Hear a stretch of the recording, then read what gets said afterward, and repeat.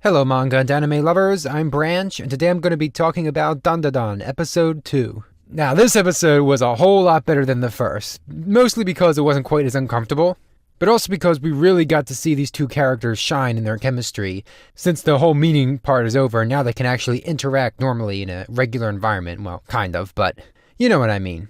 I guess first I'll talk about the whole action scene of this episode because I actually find it the least interesting part.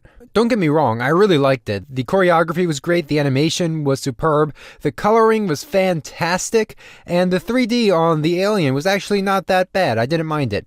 Not to mention Okonun's transformation where he becomes half granny and he gets all depressed was really nice. I like that touch. And I think there was even a JoJo's reference, or at least something that me and my brother consider a JoJo's reference, when Okonun gets pulled back by Momo, just like how Dio in an episode, I think it was 2 of JoJo's, he got launched back when he got attacked by the vampire.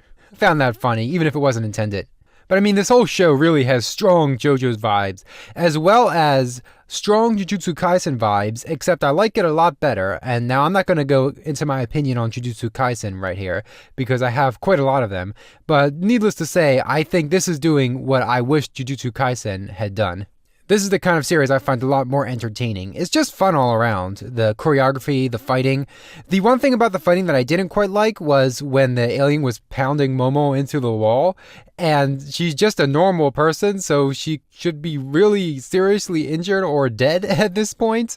It's not like how Okonun got smashed into the wall in episode 1 when he was in his ghost form. Here, Momo is just a normal person, so unless she's using her psychic energy to try and deflect the attacks, which there's no indication of her doing so, that's the only thing I can think of that's keeping her safe.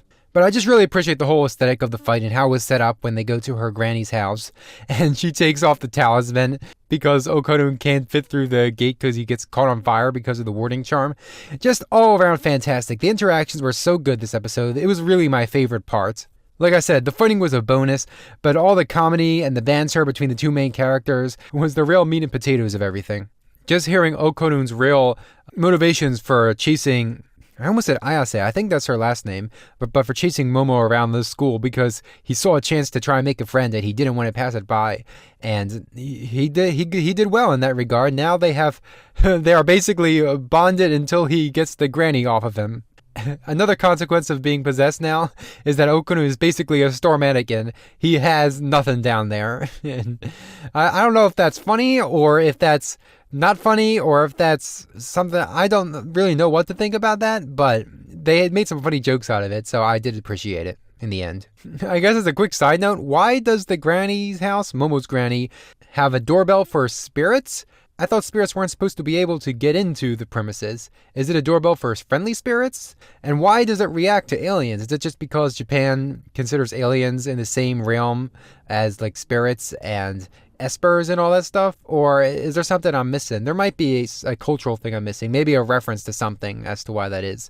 I mean, I still liked it a whole lot. Everything was great. You could really enjoy it even without any knowledge of any references beforehand. Unlike a certain comedy anime that was airing in the summer. And then we end the episode on kind of a cliffhanger because Momo passes out and then Okonun transforms into full-on Turbo Granny mode and we don't know what's going to happen next. I assume, well, something will happen. I'm not too worried. This show is not... Well, I was going to say this show doesn't get super dark, but some things interesting happened in the first episode, so we'll see. We'll see where this goes. So far, I'm really enjoying it. The vibes are immaculate on this show, especially after the first episode, and I'm really looking forward to seeing how it continues into the next one. Since all 3 of them aired as like a mini film earlier, I assume the first 3 episodes are meant to go together, so I'll probably have a more clear picture of the story then. With that being said, that's all I have to say on this episode. Thanks for watching, and I hope to see you again in the next one. Bye!